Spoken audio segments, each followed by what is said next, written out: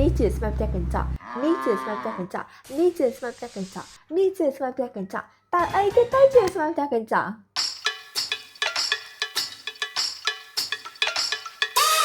ឧស្ម័នផ្ទះកញ្ចក់គឺជាឧស្ម័នដែលចាប់យកកម្ដៅផែនដីនៅក្នុងបរិយាកាសហើយវាធ្វើឲ្យភពផែនដីរបស់យើងហ្នឹងគឺមានកម្ដៅអញ្ចឹងវាដូចភួយដណ្ដប់ភពផែនដីយើងអញ្ចឹង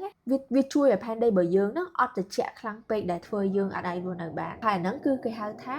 ឥទ្ធិពលផ្ទះកញ្ចក់តែចាប់តាំងពីយុគសម័យឧស្សាហកម្មមកគឺមនុស្សយើងបញ្ចេញឧស្ម័នផ្ទះកញ្ចក់ហ្នឹងទៅបរិយាកាសច្រើនជ្រុលពេកអញ្ចឹងទៅធ្វើឲ្យភួយហ្នឹងគឺវាក្រាស់ជ្រុលពេកធ្វើឲ្យផែនដីរបស់យើងហ្នឹងគឺឡើងកម្ដៅកាន់តែក្ដៅទៅហើយឧស្ម័នផ្ទះកញ្ចក់មានន័យខ្លះឆ្ងល់អត់ឧស្ម័នផ្ទះកញ្ចក់មានដូចជាឧស្ម័នកាបូនិកឧស្ម័នមេតានឧស្ម័ននីត្រូហ្សែនអុកស៊ីតអីជាដើមហើយសកម្មភាពរបស់យើងណាខ្លះដែលបញ្ចេញឧស្ម័នដល់ហ្នឹងបើសិនជាយើងមិនប្រើយានយន្តអគ្គិសនីទេយើងនឹងដុតប្រេងឥន្ធនៈដើម្បីផ្លាស់ទីដើម្បីដឹកជញ្ជូនការផលិតហើយនឹងការប្រើប្រាស់ផលិតផលណាមួយរបស់យើងតាំងពីការជីកយកវត្ថុធាតុដើមការផលិតការវេចខ្ចប់គឺសិតតែយើងបញ្ចេញឧស្ម័នផ្ទះកញ្ចក់ទាំងអស់ប្រៃឈើ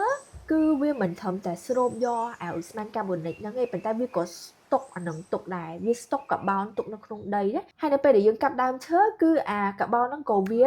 បញ្ចេញទៅបរិយាកាសវិញដែរការចិញ្ចឹមសត្វពាហនៈការចិញ្ចឹមសត្វពាហនៈក៏បញ្ចេញឧស្ម័នមេតានតាមរយៈការរំលាយអាហាររបស់វាហើយនឹង